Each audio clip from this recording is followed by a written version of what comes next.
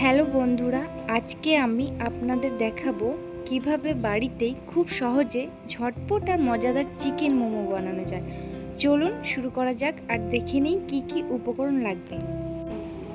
Chicken momo বানাতে প্রথমে আমি একটা ময়দার প্যাকেট নিলাম, তারপর ভালোভাবে চেলে নিয়ে একটা বাটিতে ঢেলে নিলাম। এর মধ্যে একটু লবণ দিলাম, একটু তেল দিলাম, তারপর জল দিয়ে ভালো করে মাখিয়ে নিলাম এবং একটা সফট ডো তৈরি করে নিলাম। এখন এটাকে ঢেকে 15 থেকে 20 মিনিট রেখে দিচ্ছি। এখানে আমি পেঁয়াজ এবং গাজর ছোট ছোট টুকরো করে কেটে নিয়েছি এবং চিকেনটাকে পেস্ট করে নিলাম। এবার আমি গ্যাসে কড়াই চাপিয়ে দিলাম এবং কড়াইতে একটু তেল দিলাম।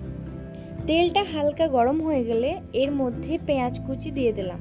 পেঁয়াজটা একটু নাড়াচাড়া করার পর আমি এর মধ্যে অ্যাড করব কেটে রাখা গাজরের টুকরোগুলো। আমি চিকেন মোমোটা নিজের মতো ঘরোয়া স্টাইলে করছি, যেভাবে আমি বানিয়ে থাকি মাঝে মধ্যে। এখানে আমি আদা রসুনের পেস্টটা দিয়ে দিলাম, তারপর এখানে গোলমরিচের গুঁড়ো, ধনে গুঁড়ো এবং জিরে গুঁড়ো সব কিছু অ্যাড করে দিলাম। সাথে দিয়ে দিলাম চিকেন কিমা। এবার আমি সবগুলোকে একসাথে নেড়ে নেব। কিছুক্ষণ নাড়াচাড়া করার পর দেখুন আমি একটু লবণ দিয়ে দিলাম পরিমাণ মতো। এবার আমি এটাকে নামিয়ে নেব। দেখুন মোমোর মধ্যে যে পুরটা ভরা হয় সেটা একদম রেডি হয়ে গেছে। এবার আমি এটাকে ঠান্ডা করতে দেব।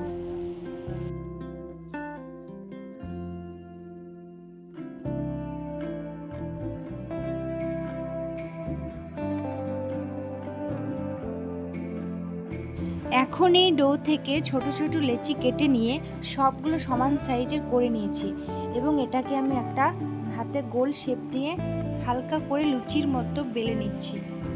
এখানে লক্ষ্য রাখবেন খুব বেশি পাতলা না, আবার বেশি মোটাও না।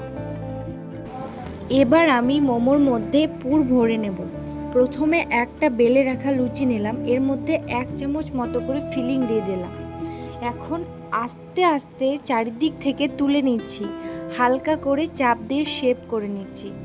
আপনারা চাইলে যে কোনো শেপ দিতে পারেন, আমি এখানে সিম্পল করে ফোল্ড করে নিচ্ছি।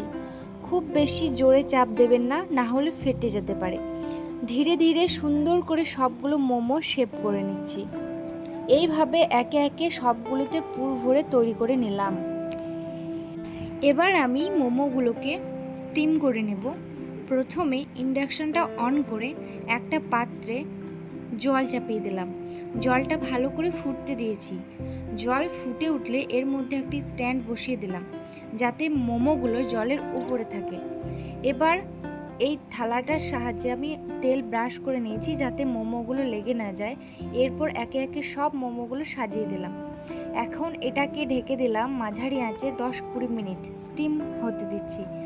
কিছুক্ষণ পর ঢাকনা খুলে দেখলাম আমার মোমো একদম সুন্দরভাবে রেডি হয়ে গেছে।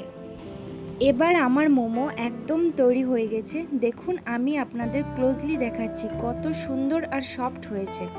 আপনারা অবশ্যই বাড়িতে ট্রাই করবেন। ভালো লাগলে লাইক, কমেন্ট আর সাবস্ক্রাইব করে নেবেন।